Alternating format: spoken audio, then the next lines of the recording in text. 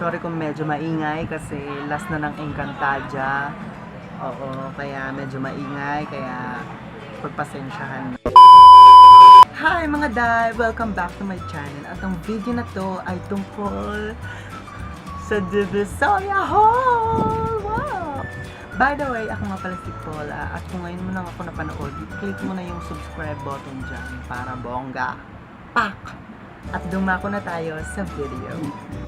So, ang unang-unang kong ipapakita sa inyo ay itong headband na ito. Ayan, headband, diba? Cute niya kasi, kaya binili ko siya. 40 pesos, dapat nga 20 lang to eh. Pero carry na din. Kasi sa ibang store, 50 pesos siya, day. Diyos ko po, mga day, oo. Ang mahal-mahal, 50 pesos. O, diba? Para kung Hollywood star. Meron akong nabiling beauty blender. Ayan, 60 pesos. Ayan, color light violet. Para meron na pang blend. Hindi yung ganun. Nakalimutan ko kung saan yung yung store nila. Pero sa 999 siya. Ito, nabili ko to sa sa labas. Sa labas lang. Ganyan. Tapos, syempre, hindi naman mawala ang eyelashes. Ito, ayan. Doon din siya, kasama nito. Itong tatlo. Ay, dalawa pala. Ito siya. Pak, diba? 80 pesos. Merong mas maninipis dito, pero 60 pesos. Pero ayoko kasi na manipis. Gusto ko makapal. Yung talagang... At syempre, kailangan natin ng glue kasi wala siyang kasamang glue. Ito, 80 pesos to. Ito, 50 pesos yung glue nila. Ayan. Kung nakikita nyo, kung nababasa nyo, go lang. Mga damit, Diyos ko po. Okay, tatlo lang yung nabili kong damit, pero eto, nabili ko siya. Ayan, diba? Ang cute niya, may watermelon. Ayan, sa 999 ko siya, 168 pala. 168 sa may virus. Virus yung nila, yung tatak nung nila, nung store nila. Ito siya, 150 pack de rat. Tapos eto, kabili din ako ng dress. Ayan siya. Ayan. Pang nanay. Charing. 55 pesos, diba? Ano siya, sa Tutuban Center. Sa Tutuban Center ko siya nabili yung etong dress na to. Ayan. Sa Tutuban Center, sa may third floor ata, ukay-ukay. At yung pangatlong damit, pwede siyang maging damit at pwede din siyang pang swimming. In short, swimsuit. Ang ganda ng kulay niya, oh. Diba? Ang ganda ng kulay niya, kaya binili ko siya ng bongo. Ang mahal nito kasi 250 to, pero sa labas lang naman siya. Pero ang ganda kasi ng tela niya, parang sing ganda ko. Tela. Gray. Ito siya. Gray na tela, pang background, 'di ba? Pang background. 20 per yard neto. So, 4 yards yung binili ko, kaya 80 pesos lahat. Mahaba na siya. Ayoko na siyang bulat-latin kasi ang hirap magtupi. Oh my God. Ay, etong bag. 'Di ba? Etong bag, oh, mukha lang siyang gutay-gutay, pero design niya yan for only 150. Pa, medyo nagpupupas na yung niya, kasi nga leather.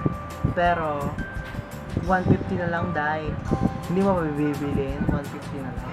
At saka, Diyos ko, ito talaga yung gustong-gusto kong ipakita sa inyo mga day. Nakabili ako ng heels. Diba? Ang ganda ng heels. Oh, diba? For only 100 pesos. Ito na siya, 100 pesos. Diba? Ang ganda-ganda, 100 pesos. Nung una talaga, ayoko itong bilhin kasi yung kulay masyado makintab. Pero, nung sinuot ko siya, dahil, Diyos ko po, bongga. Ayan, diba? Ito talaga yung gustong-gusto kong ipakita, kaya nagmamadali talaga ko ipakita lahat eh. At ang panghuling-huli kong nabili ay ito. Ayan, inabot na ako ng madaling araw, kaya kung may maririnig kayong na may nagwawalis, huwag niyo na lang pakinggan. So, ang huling item na ipapakita ko sa inyo ay ang mga extension. Ito, mga extension, tatlo siya, 150 isa, natawaran namin 130. Ayaw pa kasi bigay ng 100. Charing, 130 siya. So, tatlo yung binili ko. So, bali, 390 lahat. So, yun na muna lahat ng mga napamili ko sa Divisoria ngayon. Ito na nga, wait.